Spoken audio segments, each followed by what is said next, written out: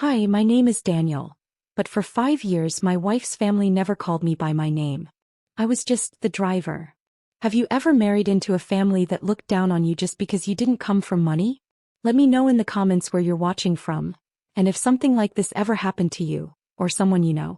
Did they treat you like an outsider at every family dinner, every wedding photo, every conversation? If yes, then buckle up. Because what I'm about to tell you is a story they never saw coming.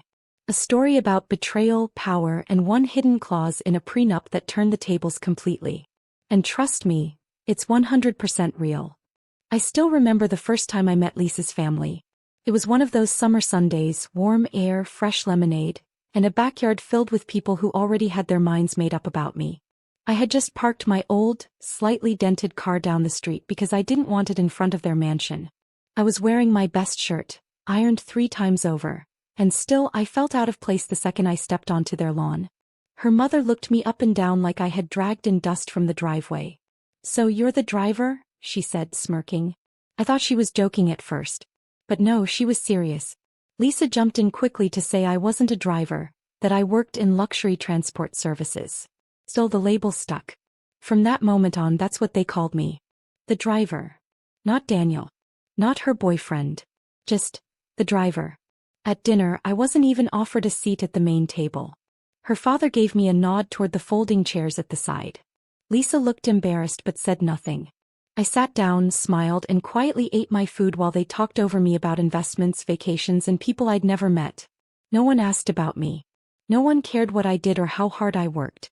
It was like I wasn't even in the room. I was raised to believe that respect doesn't come from money. It comes from how you treat people. But in that house, respect had a price tag. And clearly I couldn't afford it. Lisa and I met 6 months earlier through a mutual client. I had picked her up for an event and we just clicked. She didn't seem like the others, at least not at first. She laughed at my jokes, liked my stories, and told me she was tired of shallow rich guys. We started dating quietly. At first I thought maybe her family would warm up to me over time. Maybe they just needed to see who I really was. But time passed and nothing changed. In fact, it got worse. They would invite her to family dinners and tell her, "You can come, but don't bring the driver." One time at a charity gala, her cousin shook my hand and said, "Nice suit. Did you borrow it from work?" I swallowed a lot of pride in those days. Not because I was weak, but because I loved Lisa. I told myself their opinions didn't matter. I convinced myself that love would be enough. That eventually they'd come around.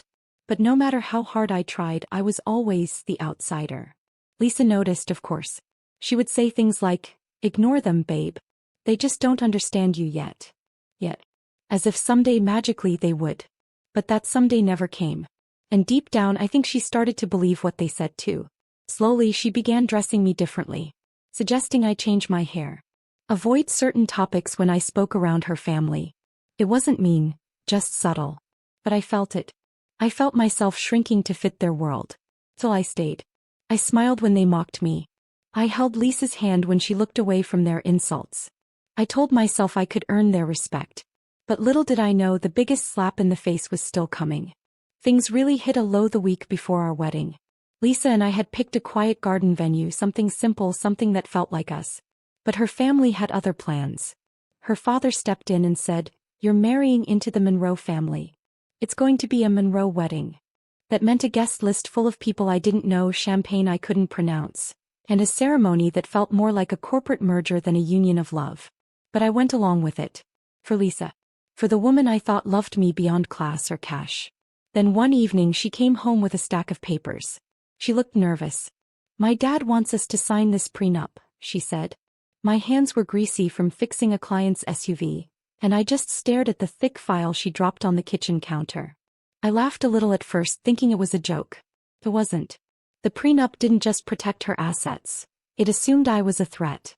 It had language like, any attempt to claim financial gain, and in the event of divorce due to infidelity, the groom forfeits all rights. They even had a clause that basically called me a gold digger without saying the words. I asked her, "Did you read this?" She said, "Yeah. My dad's lawyer drafted it. It's just to make them feel better. Them. Not us. Not you and me." I didn't sign it right away. I took a long walk that night, longer than I needed to. I thought about my mom, how she raised me alone, how she taught me that no man should ever feel like he's being bought. I sat on a park bench and stared at that paper like it was a wall between me and the life I had imagined with Lisa. Still, the next day I signed it. Not because I agreed, but because I didn't want to lose her. I told myself if I really love her then none of this matters. I'm not in it for money anyway. Her father smirked when I handed the papers over. I'll never forget the way he said, "Smart move, son. Shows you know your place." I swallowed my pride. But something in me broke that day. Not out loud. Not in front of them. Just quietly inside. Because I knew in that moment, they didn't see me as family. They saw me as a liability. A stain on their perfect image. And Lisa, she didn't defend me. She didn't tear the papers in half or say, "This isn't who we are." She just looked relieved. That hurt more than anything. I began to wonder if she really loved me, or if I was just the safe choice until someone richer came along. So I married her. In that fancy garden with tuxedos and champagne and a sea of judgmental smiles. And I stood there promising forever, while half the people clapped only because a signature had kept me from touching their gold. But what they didn't know was that life was about to change. And I wasn't going to stay in the driver's seat forever. I didn't tell anyone when I started my own company. I kept working for the same transportation service during the day, but at night I was building something of my own. I knew the routes, the clients, the system. I knew which VIPs liked silence, which ones wanted conversation, and which ones expected red carpet service before their flights. I also knew what the old company lacked: personal touch, consistency, real loyalty. So I took a risk. With every dime I saved, I bought a second-hand luxury SUV and had it cleaned up to perfection. Then I built a website, simple but sharp. Midnight Elite Rides. I listed it quietly. No ads. No noise. Just one phone call to an old client who once said to me, "Daniel, if you ever go private, I'll be your first booking." He was. And from there things moved fast. One client became 5. 5 turned into regulars. Word of mouth did what money couldn't. Within 8 months I had 3 vehicles, 2 trusted drivers, and a growing list of high-end clients who preferred Daniel over any big-name company.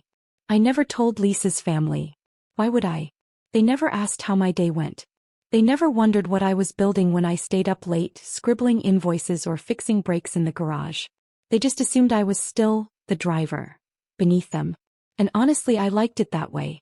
There was power in being underestimated. Lisa noticed small changes. I started dressing sharper. I wasn't stressed about bills anymore. I offered to cover some wedding-related costs her family hadn't handled. She looked surprised when I pulled out my own card instead of asking for hers. But she didn't ask too many questions. Maybe she didn't want to know. Or maybe she was too wrapped up in family brunches and Pilates classes to notice her simple husband was becoming a business owner.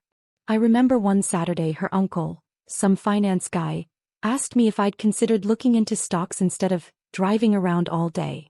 I smiled and said, "Actually, I'm looking into buying a fleet next quarter." He laughed like I'd told him a joke. "Sure, Daniel. Aim for the stars, eh?" That laugh. It stuck with me. A month later, I landed a partnership with a private medical group that needed discreet transportation for top surgeons. That one deal paid more in 6 months than I'd made in 2 years of regular driving. Suddenly my cash flow exploded. But still I stayed quiet. No Instagram flexing. No big car swaps. Just quiet wins and calculated growth. Even Lisa didn't know everything. She'd ask, "Hey, are we okay with money this month?" And I'd nod and say, "We're good." She'd smile and go back to scrolling her tablet. He never asked how good. She never noticed that the stress in my eyes had disappeared. That I wasn't working more, I was working smarter. I bought my first property under a business name. Then another. Then a small warehouse for the vehicles. All hidden in plain sight. No flashy moves. No sudden vacations. Just brick by brick I was building the empire no one saw coming. And as I watched her family continue to treat me like I didn't belong, like I was a lucky charity case who married up, I smiled. Because I knew something they didn't. And I was waiting for the right moment to show them just how wrong they were. It started with whispers at a family dinner. We were at Lisa's parents' house for her mother's birthday. The same cold mansion where I'd always felt like a piece of old furniture. Present but ignored. But that night her cousin Brian, who never gave me the time of day, suddenly sat beside me and said, "Hey, I saw your SUV with the custom logo outside that new clinic downtown. Midnight something?" His tone was casual but his eyes were sharp. I just nodded. "Yeah, that's mine." He whistled. "Man, that's impressive." Then came her uncle. Then her aunt. Suddenly, everyone wanted to know what I'd been up to lately. Even her father, the man who once smirked when I signed that insulting prenup, poured me a drink himself. "You've done well, Daniel," he said like he was surprised. "Very well." Lisa looked a little nervous. She probably realized that for the first time, I wasn't sitting in their house as the underdog. I was the one in control. I didn't say much, I just let them talk. 2 weeks later, Lisa asked if we could meet with a lawyer. She said it casually over breakfast. "Dad thinks it's a good idea for us to update some of the legal paperwork just in case." I raised an eyebrow. "What paperwork?" She hesitated, pretending to scroll on her phone. "The prenup. It was written when we were in such a different place. You know, back when you didn't have all this going on." I didn't answer immediately. I just looked at her. Really looked. That was the first time I realized she hadn't really changed. She just adjusted. She wasn't asking to tear up the prenup because it was unfair. She was asking to renegotiate because the power had shifted. They weren't protecting her anymore. They were afraid of what I could do if I walked away. The man who had nothing to lose was now the man with everything to protect. I didn't get angry. I just said, "Why don't we think about it for a few days?" She agreed, relieved. I could see her trying to play it cool. But I had already made up my mind. Later that night I pulled out my copy of the prenup. I hadn't looked at it since the day I signed it. But now I read every word. Every clause. Every insult hidden in legal terms. And I smiled. Because they were right, it was airtight. But what they didn't know was that it could still be used. Not to protect them. To protect me. The very document they once waved in my face was about to become my shield. And my sword. Over the next few weeks I acted like everything was normal. I still came home on time. Still sat through family brunches with Lisa's relatives. Still smiled politely when her father talked about smart investments, and offered me advice like he hadn't looked down on me for years. But behind the smile I was working. I hired my own lawyer. Someone sharp, discreet, and brutally honest. I didn't want loopholes. I wanted clarity. I handed him the prenup, told him everything that had happened recently and said, "I want to make sure they don't touch a cent of what I've built. Not now, not ever." He raised an eyebrow when he read the document. "They really made you sign this?" I nodded. He chuckled. "Well, congratulations. You're untouchable." That's all I needed to hear. While Lisa's family thought they were steering me toward some revised agreement, I was busy updating my business structure. Every property, every vehicle, every client contract moved under a new holding company out of reach. My name? It was there but buried deep in layers they'd never understand. Everything looked the same from the outside, but legally I was no longer a vulnerable husband. They couldn't claw into my empire even if they tried. Lisa started acting differently too. More affectionate. Asking questions about work. Laughing louder at my jokes in front of her family. One night she brought me a glass of wine and said, "It's amazing how far you've come, Daniel. I'm proud of you." I nodded. But inside I felt cold. Not because of her words, but because I knew they weren't real. They weren't for me. They were for what I had become. The man with assets. The man with leverage. One night I overheard her talking to her mother in the kitchen. She didn't know I was home early. Her mom said, "You need to lock it down, Lisa. Now's the time. Make sure your name is tied to everything before it's too late." Lisa whispered, "I know, Mom. I'm working on it." He's still soft on me. Soft? Maybe once. But not anymore. That same week I quietly scheduled a meeting with Lisa. I told her we could meet with her family's lawyer to talk adjustments, just like she wanted. Her eyes lit up. "Thank you," she said, hugging me. "This means a lot." But what she didn't know was that the meeting wouldn't go how they planned. Because I wasn't walking into that room to negotiate. I was walking in to finish something. To show them the man they thought they owned was now the man who owned the room. The day of the meeting arrived. We met at a sleek office downtown, her family's longtime attorney's place. Lisa looked confident. She wore her favorite red blazer, the one she always used when she wanted to appear in control. Her father was already there, shaking hands with the receptionist like he owned the place. Her mother sat beside him, flipping through a magazine, pretending she wasn't watching me the whole time. I walked in calmly, nodding to everyone. No nerves. No sweat. Just silence and a very clear plan. Lisa's family lawyer, a well-groomed man in his 60s, led us into a large glass-walled conference room. Everything about that space screamed power. Framed degrees, marble table, quiet corners for secrets. Lisa sat next to me and smiled like we were the perfect couple. Her father sat across from me and gave me a knowing look. The lawyer adjusted his glasses and cleared his throat. "Well, Daniel," he began, "we've reviewed your recent financial growth and we think it's wise, given your marriage, to revisit the original prenup agreement. You've come a long way and Lisa deserves a share of that journey." I looked at Lisa. She smiled sweetly and touched my hand like she was doing this for us. I leaned back. Calm. Silent. Her father added, "You were just starting out when you married her. Now look at you. Surely you agree this arrangement should evolve." I gave them a long pause. Let them get comfortable. Then I pulled out a folder from my briefcase and laid it flat on the table. The lawyer tilted his head. "What's this?" "Something I thought we should all review before making changes," I said. I opened the folder. Inside was a forensic report from my lawyer. A breakdown of every clause in the prenup. Every insult disguised as legal language. And most importantly, a full financial report of my company's restructure. The assets. The protections. The trust. The new holding companies in Delaware and overseas. Everything ironclad and legally binding. The lawyer read the first page. Then the second. By the third page his eyebrows lifted. This is all separate from your marital assets?" he asked, voice tight. "Every cent," I said. "Legally and cleanly separated. You see, I anticipated this conversation months ago." Lisa's smile faded. Her hand pulled away from mine. Her father narrowed his eyes. "Why would you do that? Don't you trust your own wife?" I looked him in the eye. "I did.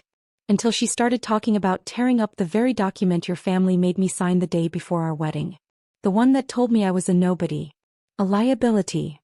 The lawyer cleared his throat. "You understand, Daniel, we were only trying to protect Lisa." I interrupted, "And now I'm protecting myself." I pulled out a final sheet. A declaration. My statement that I had no intention of modifying the prenup, and that any future attempt to do so would be treated as an act of coercion.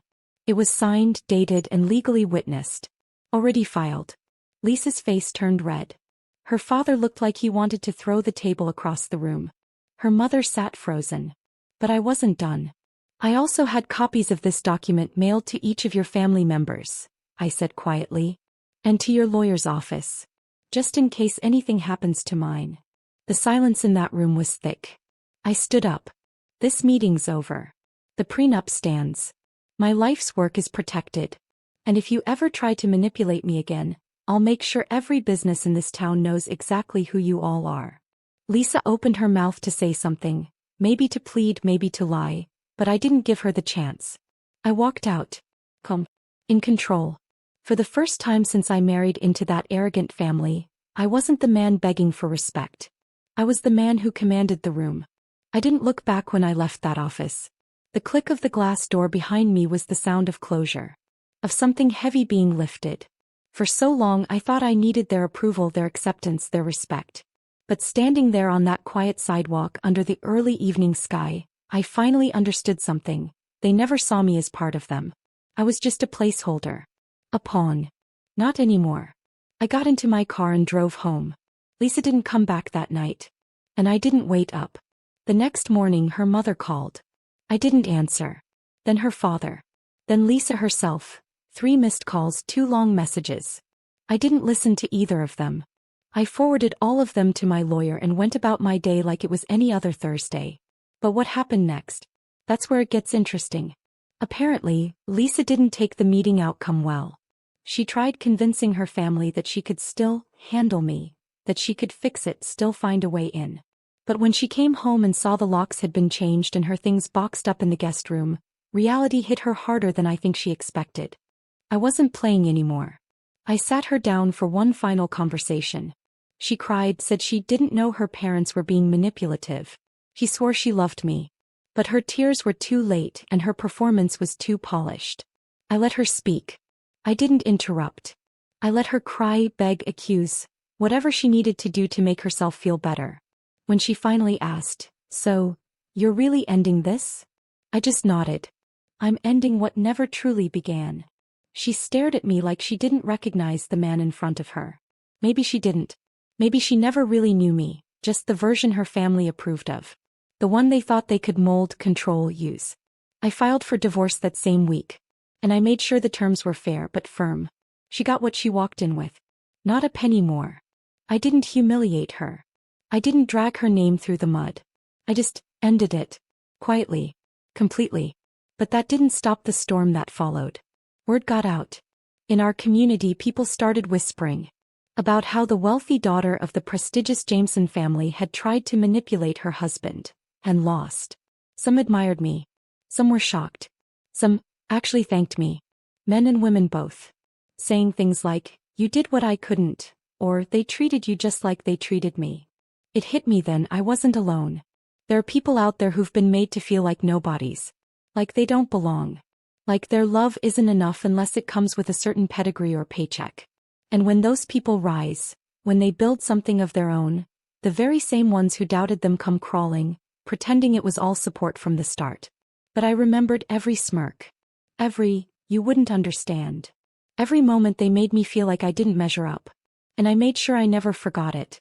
1 month after the divorce was finalized, I held a private event. A charity auction I had planned months before. It was my way of giving back to young entrepreneurs from underprivileged backgrounds. I gave away 3 $50,000 business grants that night. Quietly. Without press. No red carpet. Just real people doing real work. And guess who showed up uninvited? Lisa's father. He walked up to me with that same smug grin he wore the first time I met him. "Impressive event, Daniel. Quite the success. Listen, I've got a few business ideas I think might interest you." I looked him straight in the eye and smiled. "You know, Mr. Jameson, I think we're done doing business together. In every form." Then I turned my back on him and kept walking. No anger. No drama. Just power. Because sometimes the best revenge is calm. Real success doesn't need to scream. It shows up, stands tall, and makes its presence known without saying a word. And when people who once dismissed you come knocking, desperate for a piece of what you've built, there's nothing more satisfying than choosing silence over revenge. But make no mistake, I chose this. To walk away. To protect my future. To close the door and bolt it shut. To any man or woman watching this, who's ever been made to feel like they weren't enough for someone else's family, I see you. I've been you. And I want you to know something. You are not the problem. Their ignorance is. Their entitlement is. Their inability to recognize value beyond their shallow standards. That's their burden, not yours. And to anyone sitting in silence, afraid to speak up or walk away, just remember. The moment you realize your worth, the game changes. And when the tables turn, make sure they hear that silence loud and clear. Now tell me in the comments, have you ever been treated like a nobody by someone's family, only for them to come crawling back when they saw your value? Where are you watching from? I'd love to hear your story. My name's Daniel. And I'm no longer the man they tried to erase. I'm the man they'll never forget.